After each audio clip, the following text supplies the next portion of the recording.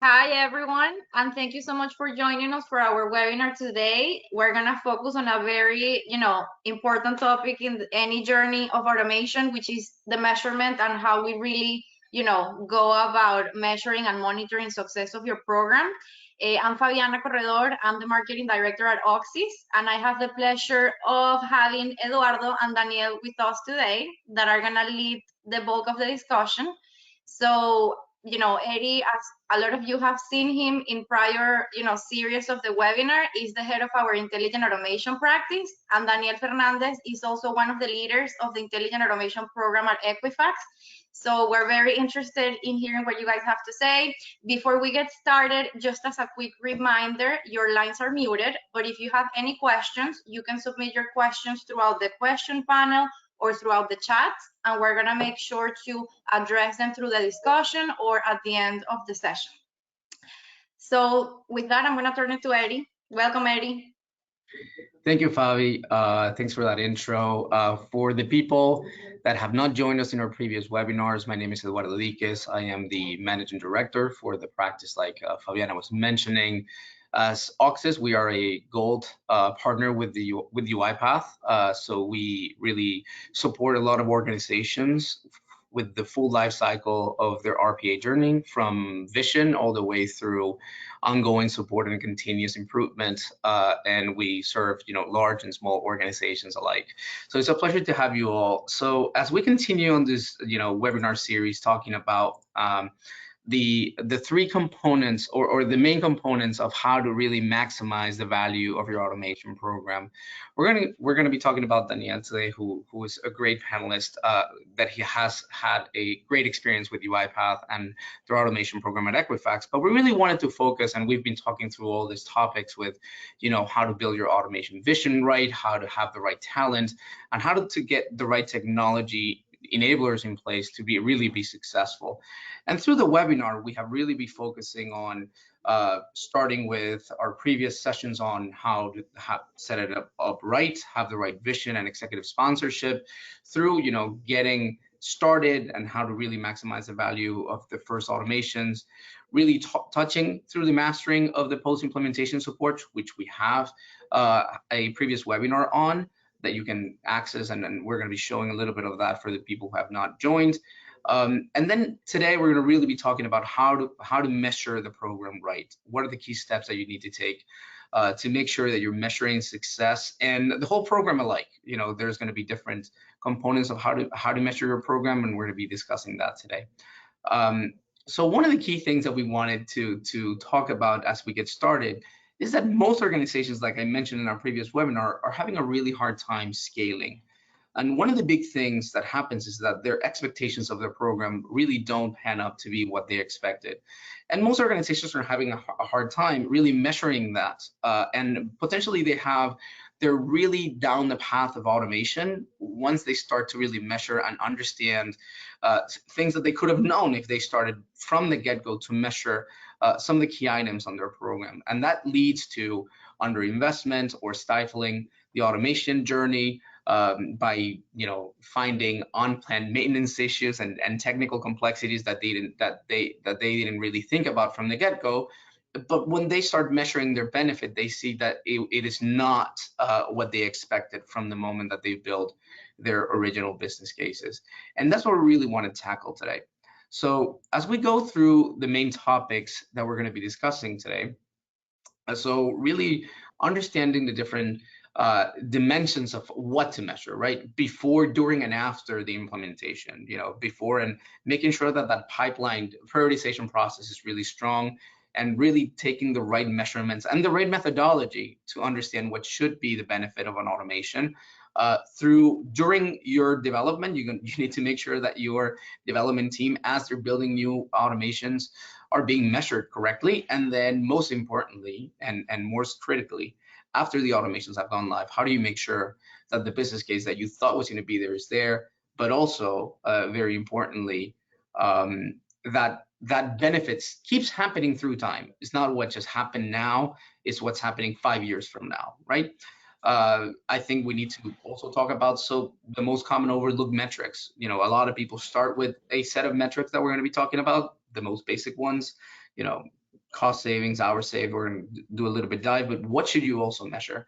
And then making sure that you have the right tools and the process to make sure that you can actually do this. You know, a lot of organizations are extracting information and doing dashboards on a ad hoc basis just to make sure of where they're standing on a quarterly basis. But a lot of organizations really benefit from having real-time experience, and that's what we're going to be talking a little bit about UiPath Insights for the ones that have not gone through the customized route.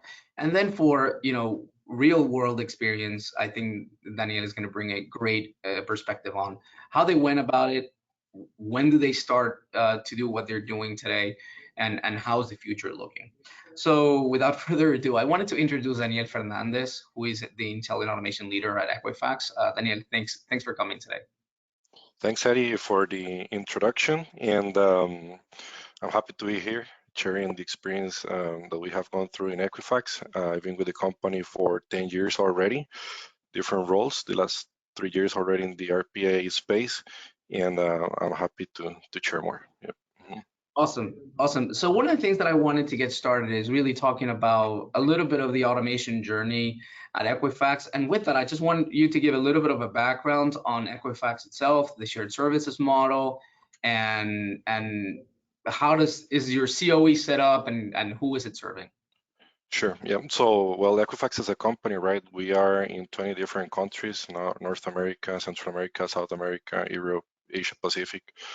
So we have a strong presence worldwide, and the shared service center in Costa Rica serves a lot of these different geographies. We have around 1,500 employees, 600 processes, and those processes span across areas from security, technology, back office, contact center, HR, marketing, right? And the COE was established in the shared service.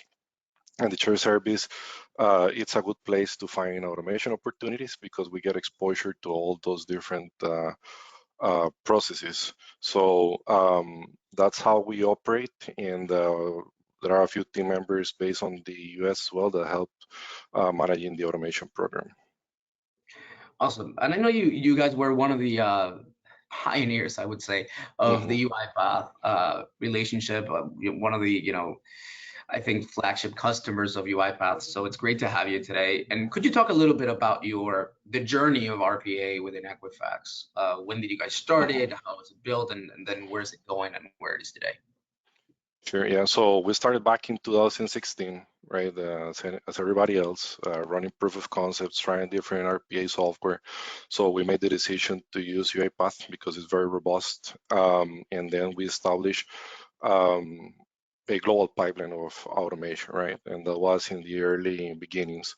Later, we moved to more like a federated approach as well. So there is a team in Australia that was doing RPA, so we incorporated them into our team and defined standards, training. So we went on road shows all over the place to generate more adoption.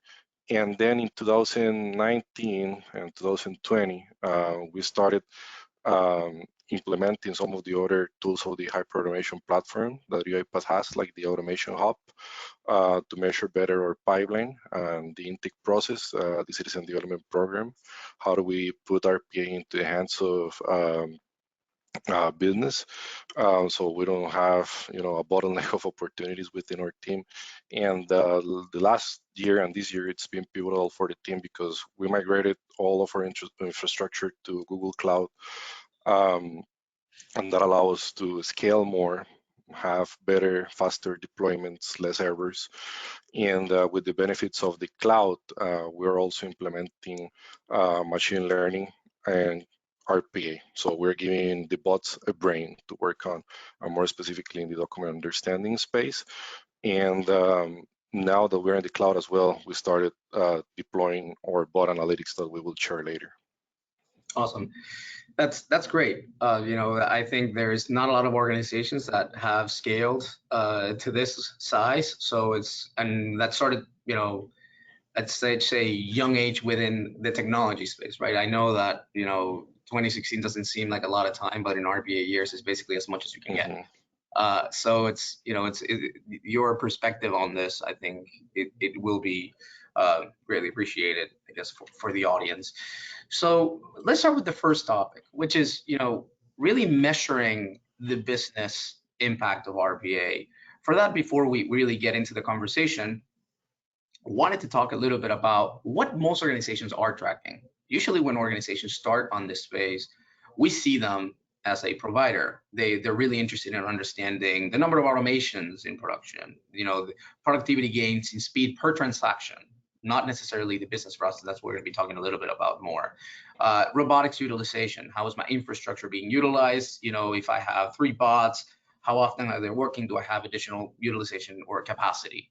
And then naturally, the number one thing that people are looking for, which is very important, it's hours and cost savings of the program provided. But there's a lot of other benefits that should also be tracked, which is there's a lot of opportunities that we have done about revenue enablement, being able to build bots to be able to get more done with less, being able to process more in less time, being able to really add more opportunities to the pipeline of a business by using bots that with people would be very difficult to, there is, every business has their own unique circumstances that you can find automations that can really enhance this.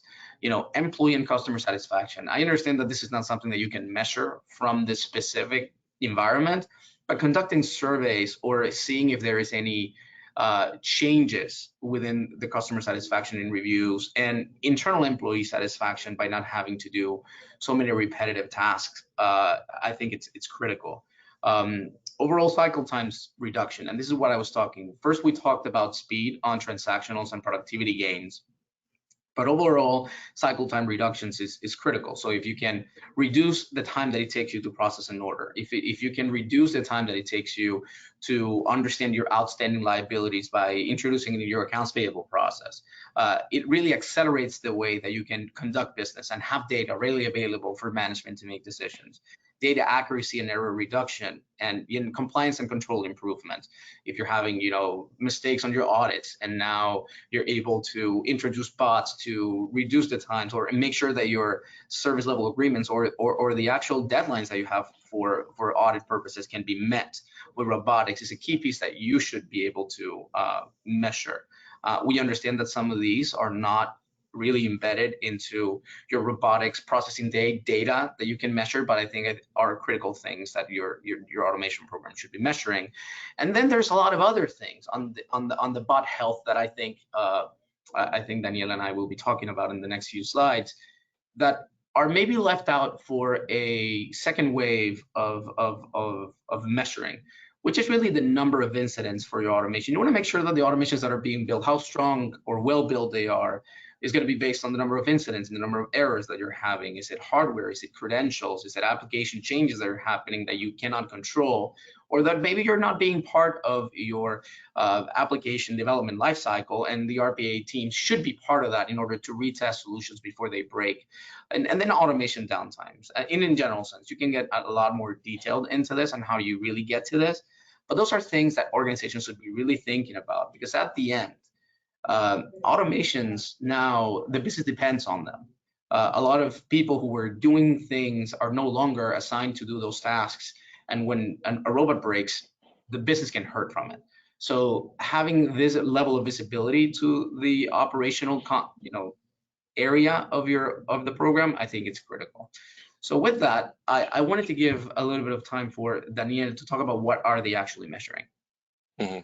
Sure, yeah. So as Eddie was saying before, right, some of the basic things that we measure usually are more related to benefits or transactions that the bot executes, right? So when we started our journey to understand what do we need to measure, right? So we saw people from finance in terms of, hey, what are your chargeback allocations, right? In terms of support, licenses, and we saw other stakeholders involved as well. So we're measuring the life cycle of an automation since the time that we have an idea until we put it into production and we start measuring our digital workforce. So That's why we split it into pipeline management, the COE factory, the team that builds the bot, then we move to operations and workforce management. So in the pipeline, for us, it's very important to understand what's the benefits that we're expecting from our pipeline, and that it's going to help us prioritize some of the automations. What are the number of opportunities if we're having variance in our pipeline? Is it our pipeline dry? Why is it dry? Have we done the right engagements? And then the total number of use cases that we have automated so far to see how we can increase that number to meet the targets as a company. In terms of the COE factory, same thing, number of active projects, what are the benefits that the team is delivering, right? That we have commitments now with the business units, cost of quality, very important to measure. What if we put a bot into production that generates incidents? It has to be taken back into the production line. So how much does it cost us? And the budget of any other project. In terms of the operations, I would say this is one of the most critical parts of RPA because target applications may change, especially with UI automation. So we are measuring the number of incidents, how many service requests our customers are placing us, number of exceptions that the bots are throwing, specifically application exceptions, because we know that we have to take care of our bots, SLAs, response times, and then the health of the entire infrastructure and the virtual machines. For workforce management, FT capacity creation, hit rates, volume of transactions, SLA compliance. That's if the process has to be executed, let's say in less than 24 hours, are we meeting that SLA or not? And the automation compliance, it's more like the how do we measure if we're delivering the benefit or not that we specified in the beginning. So these are some of the basic KPIs that we could identify when we started this. That's awesome. I think one of the things to highlight from here is that I did not touch in the previous slide the pipeline management concept, which I think it's so critical to really have the right processes to measure what is the right opportunity, what is the opportunity, who is participating, who is not participating within your organization. Is there opportunities to expand the evangelization of the program to different areas of the organization and really drive that pipeline to understand what was expected. A key thing to understand on this pipeline management is that at this stage is where you're actually making your assumptions and really understanding what should be the benefit, which should be a key area that needs to be measured. It's not just how much am I saving. Am I saving what I expected? Am I saving more than I expected? Am I saving less than expected? What is the reason? Is my assumptions at the beginning being set up right? And then you can, I guess, reevaluate the way that you're evaluating opportunities with more experience in the future. And I think that doing that reevaluation of two areas, how much did I expect to gain from the automation? And am I being able to achieve that? And the second is, I thought this was going to take us 5 weeks to do. Did it take us 5 weeks? Did it take us 12 weeks? Did it take us, was the investment really what I expected? And a lot of organizations, depending on how they're set up, naturally us as a professional services firm, this is what we do, right? If I take more time than I expected, I'm gonna hurt, because usually with organizations that I am the extension of their COE, or I am part of, or I am their whole COE, I work on a fixed fee engagement. I basically analyze what is expected and how long is it going to take us to do. And then if I take twice as long, it's on me. So naturally for me, and I would, I guess, I would recommend organizations that have this in-house to try to manage their own COEs as if they were a professional services firm. You know, you got to understand that hours, even though if it's your own employee, can be used very effectively or very ineffectively. So organizations look internally and really think about that piece of, I expected to invest 7 weeks of a resource. Did it take me 14 weeks, or did it take me 5 weeks? Which will naturally readjust your business case as time goes by. And if you allow me to add a comment here, our team, it's a self-funded team, right? So we depend on our pipeline. And that's why we are measuring all of this, to your point, right? We have to make sure that we have enough work for the team and that we're delivering value to the business units, even though our cost is neutral, let's say, but it's a self-funded team. And that's been key in our scale of the program as well. Eddie, and before we jump into the next slide, there is a question for Daniel regarding the automation journey slide that you showed, how you had process discovery as one of the tools that you have implemented. So the question is process mining used for discovery before implementation? Yes, at this point, we're working with UiPath to see what's a green field to implement process mining. It should be implemented before automating, right? So we're analyzing processes in the finance space, more specifically, and trying to understand how we can leverage it, right? This part of the plan for this year. Yeah, and I think that's interesting because there's two levels. Process mining will provide you with a generic understanding where you're having your bottlenecks, where is it possible, or where should be rich target areas for your automation program. But then if you want to get to the granular level of saying, okay, this is an actual good opportunity for automation, then you go down a little bit deeper into task mining, which now is a AI technology sitting on somebody's laptop that naturally now can actually understand which clicks are they doing, which applications are they using. Is it truly repetitive, and can I really automate it, or can I not? So I just wanted to clarify that there's two levels of mining that need to be done if you want to really verify that that business case will be there. Process mining will get you into the where should I target, which area should I fix in order to improve my processes, and then task mining is the one that really enables you to understand what should be automated. Just wanted to make that distinction. Moving along, before we get too deviated from the topic, I wanted to talk about some of the value dimensions that you guys take into consideration as you're building, what to measure.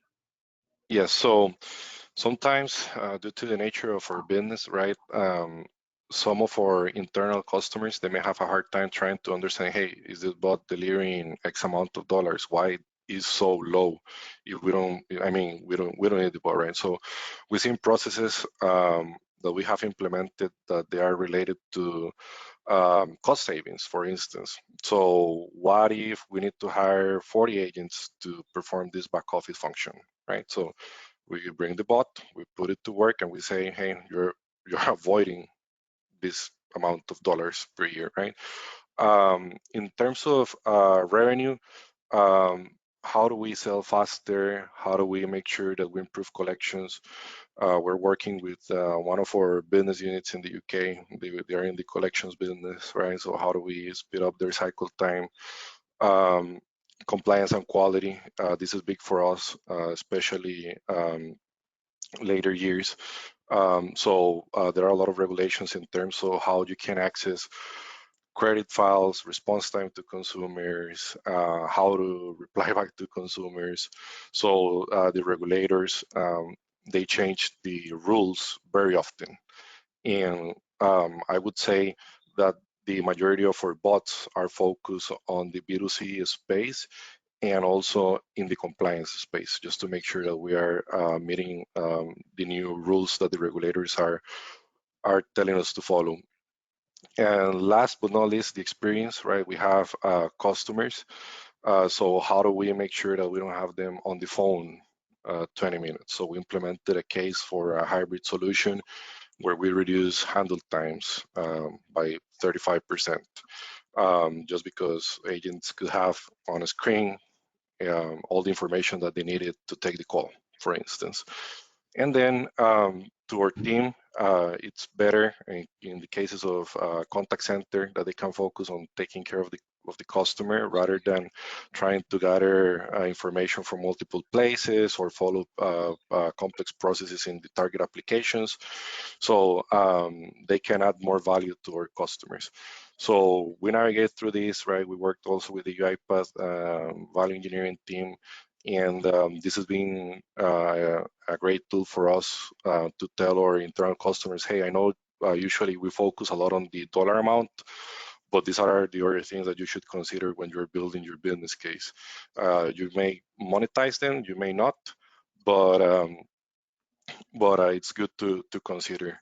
So that's the other sales pitch that we try to take when presenting automation opportunities internally.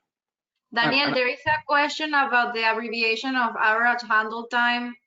Like, what does that mean? So if you want to elaborate a little bit more. So the AHT or handle time is a common metric in contact center or back office operations, right? So let's say you're on the phone and the handle time is how long I am on the phone with a customer, right? So what does it mean for us? The higher the handle time, the more agents that we're gonna need to address that specific process.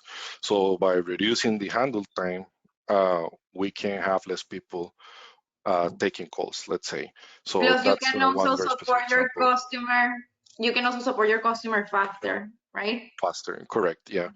And that was the use case that I was mentioning you, that we were able to reduce handle time. We had a contractor, so we started pulling phone calls from the contractor, cases from the contractor, that reduced the cost for the company that we're paying them. And also it provides a better customer experience to our consumers. Yeah, and I think talking about customer experience is one that, you know, it's very subjective, right? Naturally. And a lot of organizations find it a hard time saying, okay, I'm going to do an automation that may cost me $30,000, $50,000, and we're going to improve customer experience. Sometimes that's very soft in the eyes of some executives that are saying, okay, that really doesn't make any sense to me. I need more hard evidence of why should I do this. So a lot of the organizations that we work with really have, we have basically had the conversations with the executives on saying, put a value to that.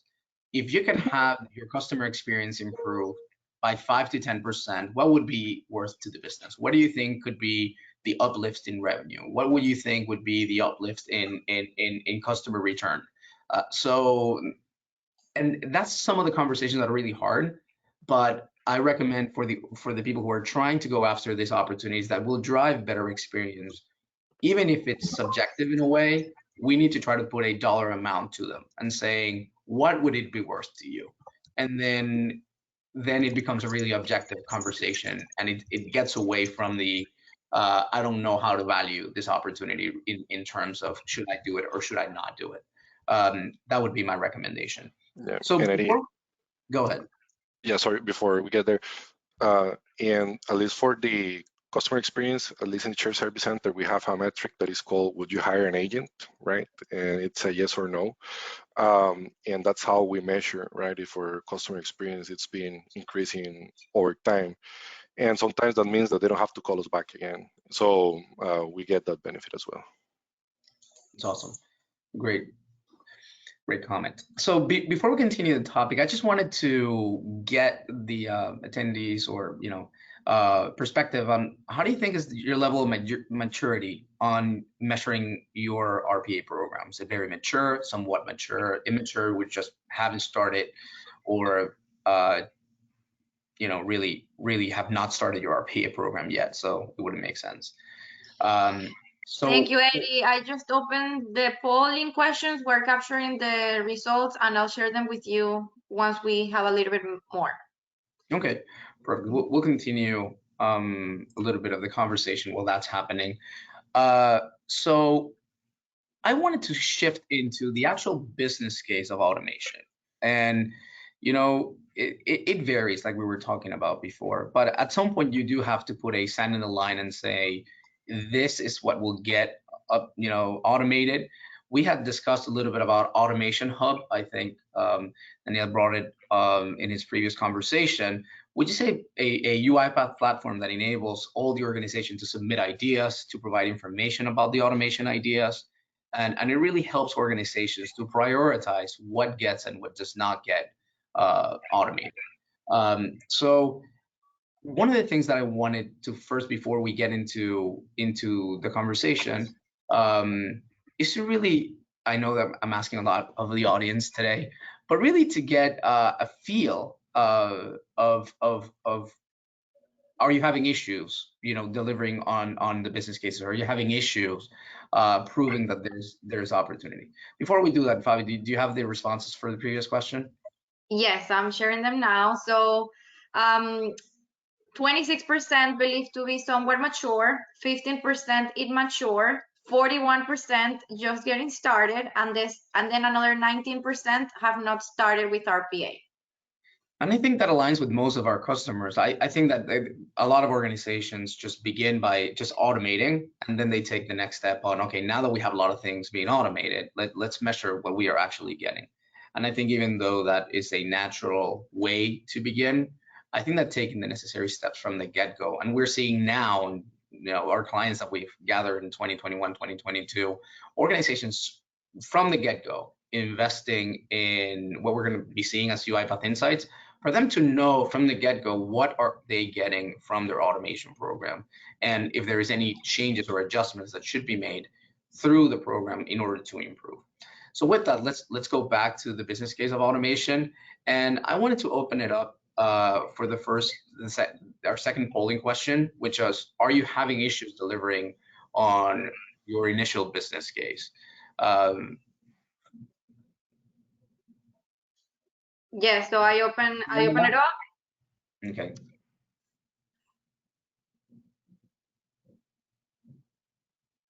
Okay. So Daniel, while that's happening, just wanted to ask, what should be what payback do you guys expect from automation opportunities in order to make it through the pipeline all the way through your actual factory? Yeah, so we usually say that 15% return of investment is a good indicator, right? In terms of the automation, could be first year and second year as well. As I mentioned before, right, there are other mandates sometimes related more to compliance and revenue loss that we still factor as part of the benefits, but I think 15% is a good number. Okay. It's interesting now that you've purchased Automation Hub, and now you very likely have a inflow of a bunch of opportunities from a lot of people within the organization that do expect for the automation opportunity to be looked at, prioritized, and hopefully get automated. I am sure that there are more that don't get automated than the ones that do. So talk to me a little bit about how are you gathering that data? How are you measuring that data, prioritizing it, and what type of communications are you having with the organization to say, hey, this one does not have the business case. Let's go find something that makes more sense in order, like in this realm of magnitude.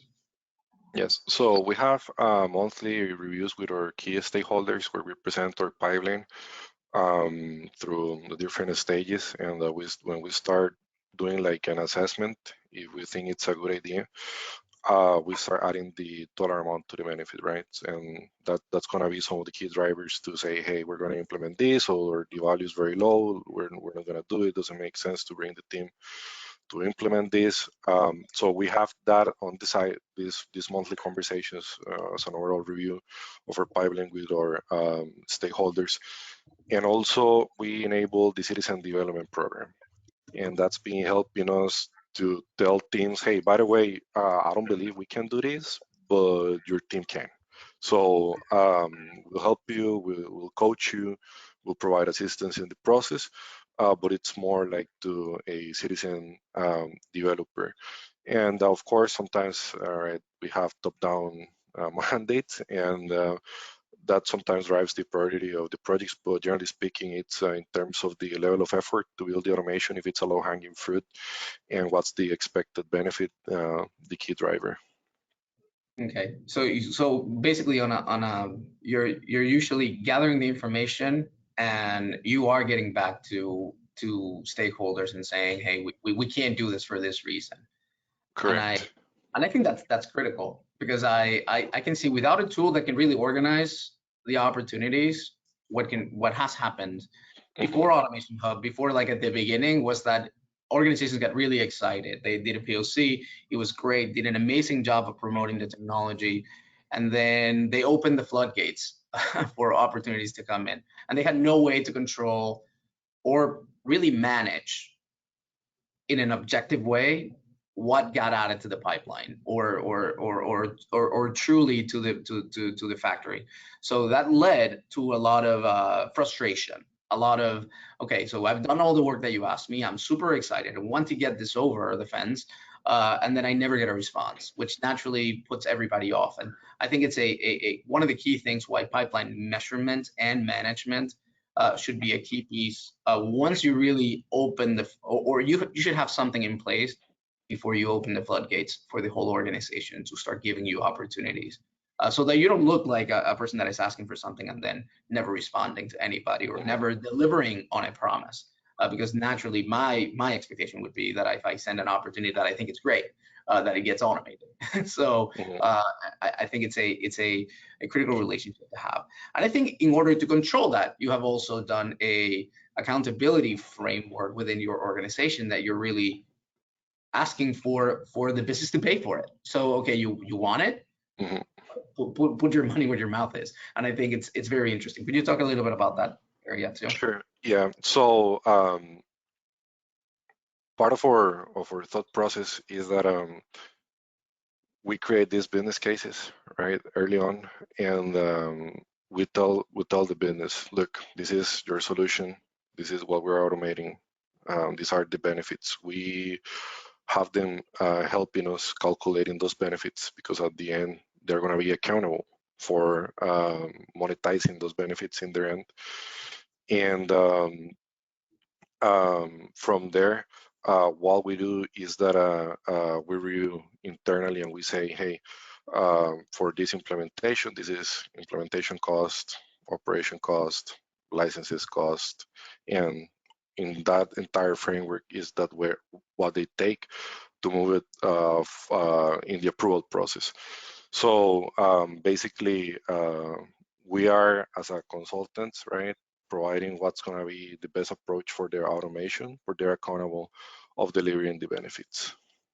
Awesome, thanks. Fabi, for the second polling question, I just wanted to hear the results of that. Yes. So at least people are being very honest. Only 4% are saying that most of the time they deliver on the initial business case, 42% in some cases, 17% very uncommon, 4% never we consistently deliver, and then another 33% have just not started. Yeah, and I think that aligns with even our start when we began doing this in our own center in Costa Rica for the operations that we handle out of there. We started with thinking, hey, we can automate this in a specific timeline with a specific investment. And we very quickly knew that even though, yes, it's a technology that is not as complex as, let's say, being a Python developer or, it definitely requires a lot of skills and understanding how to do it right in order to be successful in the long run. Not necessarily building something that a robot can click away. That is an easy task. The problem is making sure that it doesn't break, that it provides necessary information for you to be able to manage it and control it. And I think that really aligns with, hey, we now have added to our level of effort a lot of different steps and controls that need to be in place in order for automations not to just run today, but run in the future. So switching into the third polling question, which is really about what Daniel was talking, are you guys charging the cost of your RPA services to your business units, like an internal consulting organization, or you guys are not? It's basically a central cost of a specific department, and then is your opportunity to just drive value to the organization. Just give it a second to get a response. Well, before we move into the next topic. Perfect. Yeah, let's give it a second because I think it's not going to take that long, Eddie, and we can just close the topic. Yeah.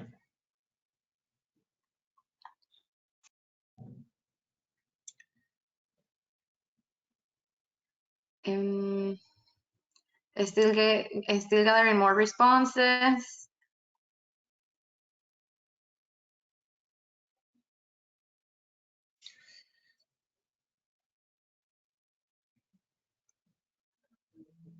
All right, I'm going to close it. So 26% says yes, 22% says no, 30% are still figuring it out, and 22% have not started.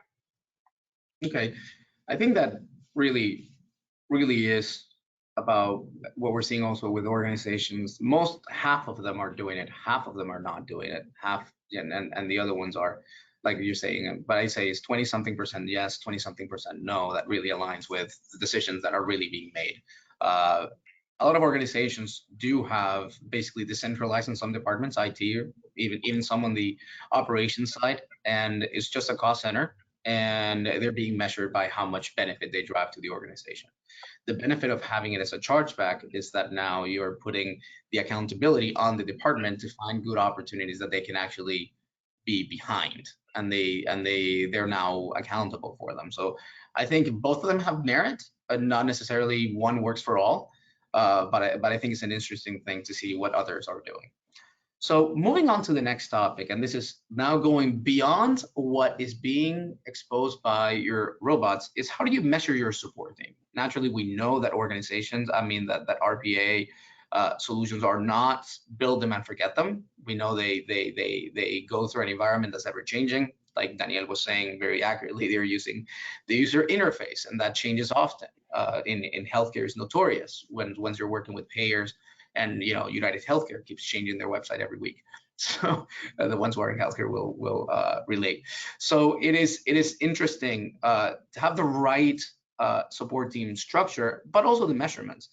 I'm going to talk a little bit about the topic prior to having Daniel give me his point of view, but not all automation should be treated equally. And the main goal, how should be measured for your support team, is that they need to ensure business continuity. Once you've built these automations and the business depends on it, you need to make sure that these automations are there when you most need them. I've been in situations where more than 30 people, one simple automation, well, not simple, very complex automation, but real automation, has really enabled to create the equivalent of about 30 FTEs. Naturally, the organization is not just going to keep those people while the robot is working. They're going to return them, move them onto different positions. So what do you do when that automation fails? Now you don't have those 30 people just waiting for you there. So you need to assess the implications of an automation failure. You need to understand and have clear expectations with the business on potential downtimes, saying, if this 30 people automation breaks, how is the business going to hurt? If you're processing something that has 30-day processing times, no issues. But if we're talking about order processing and this is going to impact significant revenues, then you gotta have a contingency plan to understand, because it is very likely that at some point something will break, and it could be as quick as you're saying here with incident resolution times of 2-4 hours to, if the full application is a third-party application and you don't control it and you don't are part of this cycle of deployment, you could very likely be weeks without this automation in production again, which could have significant business impacts. So this is where having the right measurements on your SLAs, on making sure that you're delivering on time, on making sure that issues are being taken with the right level of priority and resolution times are being met, are one of the key things that the COEs should measure their support teams. Daniel, do you have anything to add? No, I think you're very on point here. For us also, we apply almost the same metrics, right, in terms of SLAs and prioritizing the incidents based on the different impact urgency, and if we have like a priority 1 incident, we know that we have to stop all the production to focus on fixing the incidents. So it's very similar to what we do. Yeah. And Eric, what about automation in terms of also proactively identifying when something breaks? Because there was a question about test suites, and I thought maybe this could be a good time to talk a little bit about, okay, how do you? Yes. So naturally, in order to make sure that this SLAs and that the number of incidents don't get to production, UiPath has built a solution called Test Suite. that really enables organizations to continuously test and redeploy automations based on new exceptions and problems that may happen. This is really critical on automation such as the ones that you run once a week, once a month, once a quarter. Like if you're running an automation every single minute of every single day, you're going to know when it happens. There is no way to know in advance proactively that something will break. If it's running all the time, you'll know when it happens. But there's a lot of automations that do not happen at that level of, I guess, volumes. So having an automation that you know, hey, the accounting team needs this automation on the quarter end. So here's where you go in, you have your test suite, you automatically test this automations prior to having to done a production run. And you'll know with 2-3 days in advance that you should expect that automation to work perfectly without any issues. So when it's go time, you're not having downtime. That's kind of I know that was a little cheesy. I did not prepare for that, but it's true. You want to make sure that that the automation works when you need it.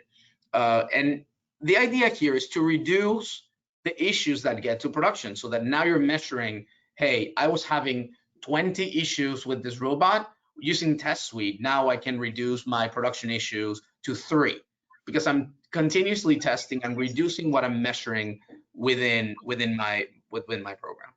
So we have some other topics that we still need to cover, and I wanted to move on to the real life example, real world example of how Daniel and his team manage their the measurement of their program. So Daniel, could you talk a little bit about some of the benefits and what you're measuring live from? Sure. Yep. So what I was telling you before, right, about pipeline and the entire life cycle, right? It's reduced to this view. It's a very simple view, and this is what we share with the executives in terms of the performance of the automation program. These are the numbers that we have for 2022 only. So we count how many active bots we have, how many processes we have implemented, what's the benefits that we have achieved so far, number of transactions, capacity created, total man hours. And just to give you an idea, right, since 2018, we have been able to deliver $50 million in benefits, 50 million transactions, right? So I believe what the program brings to the table to the company in terms of value, it's big. That's awesome. That's really impressive. $50 million in value. It's really, really great. So we're going to be now scraping some of the dashboards that you guys have created. So you can talk a little bit about how you built them and how the infrastructure behind them, the solutions that you decided to choose in order to build these dashboards. Yes. So before we go to the dashboards, right, we were pulling data from databases, very ad hoc, as I was saying at the beginning. And it was consuming a lot of time from our team to do that. So we implemented a solution in the cloud. Now that we migrated everything there, that basically the bots, they send logs to the orchestrator, and the orchestrator sends these logs to a streaming service. So we have near real-time data every 5 minutes. We consume the transactions and we put them into Google BigQuery.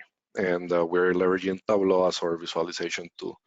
So that's been a huge help for the team because we don't have to focus anymore on pulling data, sharing Excel files and all that.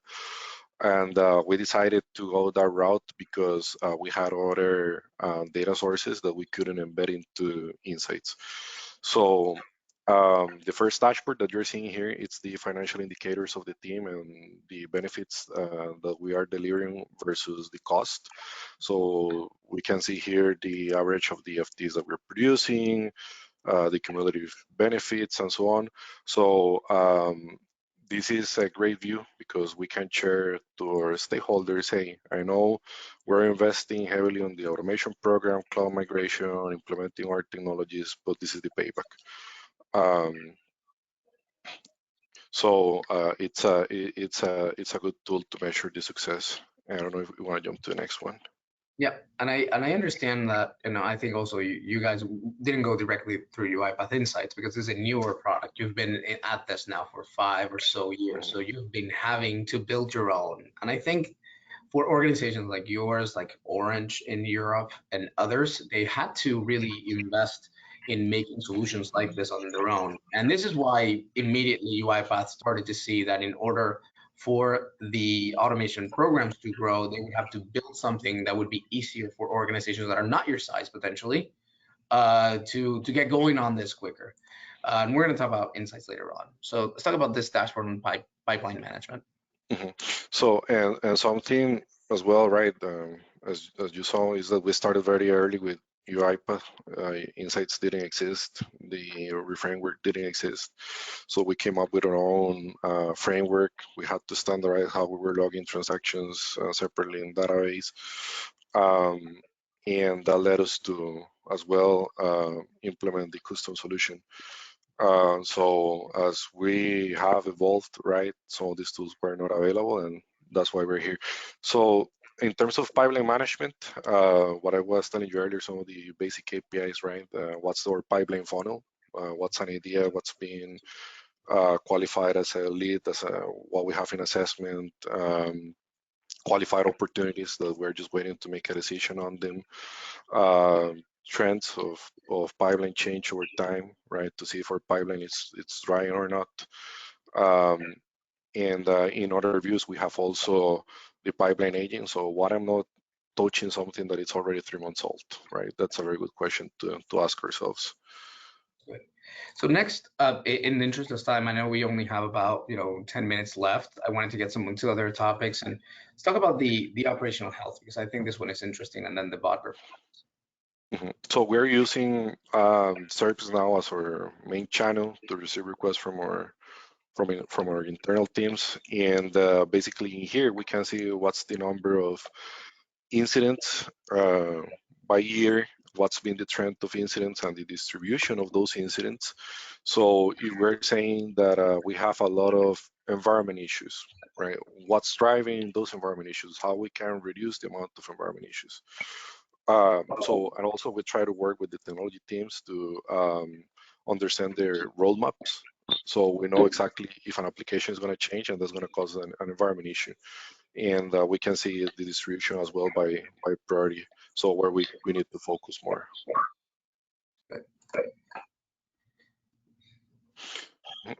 And then the bot performance, this is more like the transactional view of the bots, right? How many transactions they have executed over time, how many of them generated exceptions, how they were redirected to different queues as well, and how many of them had to be processed by an agent versus it was fully automated by our bots. They're impressive, and there's many more. I know that we had to make a small selection between what you guys are measuring, but I think this gives a flavor of what they have built. So one of the key things that I think it's important for us to talk about is some of the key challenges of getting to that level of measurement of your program. And I can say internally that, a lot of, the UiPath product has evolved. At the beginning, the logs on standard logs on UiPath really let you know, when a product is starting, when a product is ending, so that you can get times of transactions and sort of, but when it came down to really detailed information that will enable us to really measure the robot performance and what exceptions is it going into, then it really required a lot more from the developer for us to do that. And I think that was one of the key challenges of getting to that level of measurement within the program. So now we're using the framework like you were measuring before to make sure that every developer is on giving us, when is one of the workflows getting in, when is it getting out, if there is a mistake or if there is an error on when is it coming in, so that the robot can report on it and give us the necessary data to understand what is it failing within the workflow. And I think that's where UiPath is really a leader on the RPA space. Anything to add, Daniel? No, I think you mentioned everything, right? We went through the same challenges. Awesome. So going into the fourth polling question, what are some of the challenges that you're experiencing when measuring success? Naturally, if you're not having any challenges, just don't respond. But we can only fit 5 questions, and we wanted to make sure that we capture all of these. So yeah, and I think, Eddie, the way that we set it up, I don't know if I mistake, I don't know if we're allowing more than one answer. So you may have to maybe answer the one that applies the most to you, but if you can pick more than one, that would be ideal. So are you having issues finding the right skills or talent in order to build the dashboarding? Are you having issues accessing actionable data? Data is there, but is it actionable to you? Or maybe you haven't aligned with the business on what to measure, or you haven't had the time to pursue this opportunity, or is it really not a priority to your program right now? It's not something that you have even started to think about pursuing. So while you guys are responding to that, and we'll be able to get the answers after this section, I wanted to do a little bit of an overview of what UiPath Insights is. UiPath Insights is really a performance management program, really, for RPA. It's a data modeling analytics tool that UiPath has built that integrates directly with Orchestrator to gather all the operational data from all your environments, from robots, processes, and enables you to quantify benefit fairly easily, very quickly. What it does is basically your Orchestrator on robot data, not just Orchestrator, but robot data, and all the operational data points and business data points that you can bring in, such data points such as, what is the cost per hour to process that specific transaction, and that nature. What was the original duration of one of those transactions? So that needs to be added into Insights, and then it really develops a lot of dashboarding and a lot of capabilities. So you get transparent RPA operations processing for the user. So you can give specific access to specific stakeholders within your organization for them to see how their robots are running without having to see, the whole ocean of automation that you may be building. So they can actually see how the program is, impacting them. Then, ROI, performance reporting, that is very, very customizable, is one of the key things that Insights does. And all of this, the beauty of it is that there is a very simple infrastructure they need to set up in order to run this. And it's also pre-built, a lot of the dashboarding that you can do. And it's also extremely customizable too. So the way that it works is that naturally you have dynamic dashboarding, some pre-built templates that we're going to be talking a little bit in the next slide. You have shareable reports. So if you have people that are definitely not going to be getting into Insights every day to see how things are going, you can send PDF versions of their dashboards every morning. And Insights basically sends this out to the operations and knows where it's working. Customized alerts for the specific issues that we were talking about on support. So if you have environments that are going down or issues, then you get to fix them. And then you can get definable KPIs. Some of the out-of-the-box dashboarding that you get with Insights, you can see here is your business ROI, your robot dashboard that tells you the utilization and the health of the robot.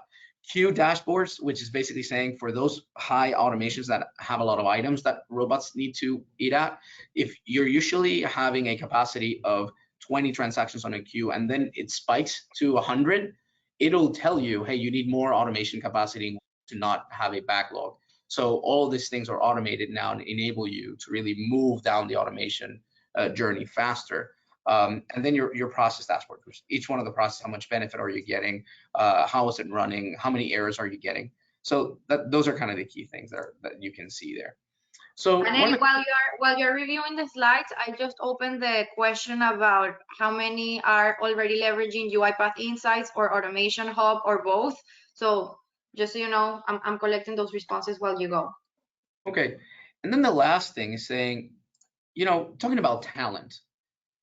Naturally, most RPA developers are focused on building automations. As you can see here at the bottom, it's creating dashboards and monitoring performance. It's something that most RPA developers never do. Only 18% of RPA developers are involved in these tasks.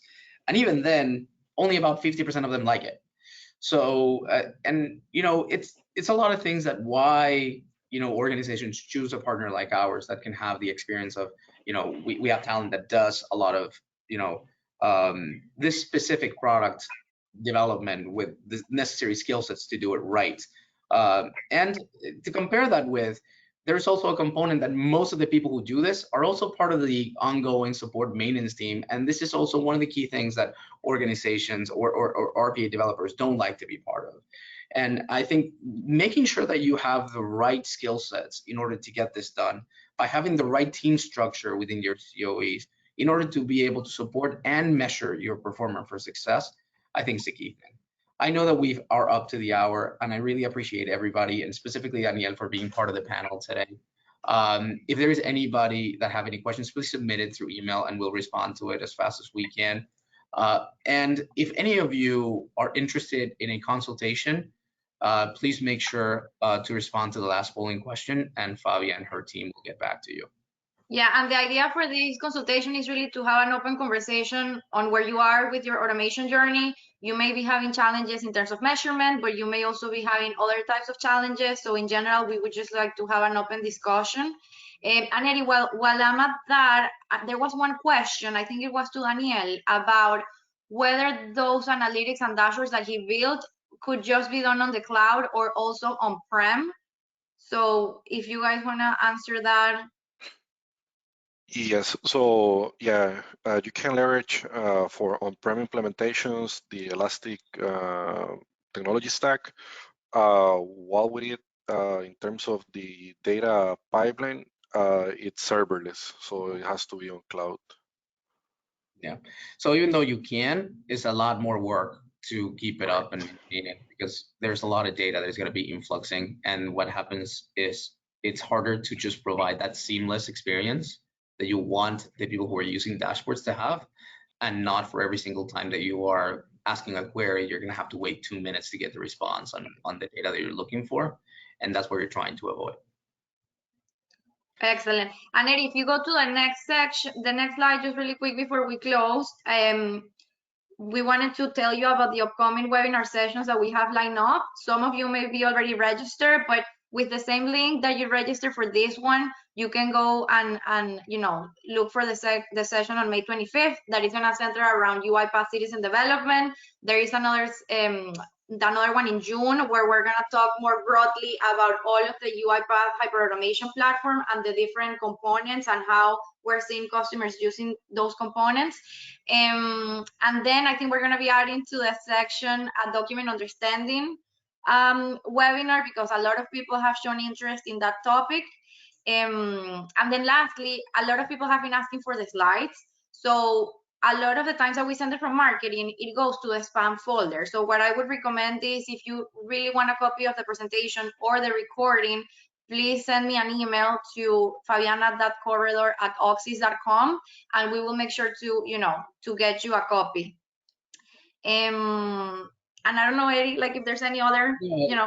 Thank you again. Thank you again, Daniel, for being part of it. I think, I think that experience it should be great for a lot of organizations that are starting or are exploring their capabilities of scaling their program. So thank you for your insights and information, and hope to have you in the future on other conversations. Thank you so much. Thank you. Bye-bye. Thank you, Daniel. Bye, Eddie. Bye, everyone. Thank you for joining.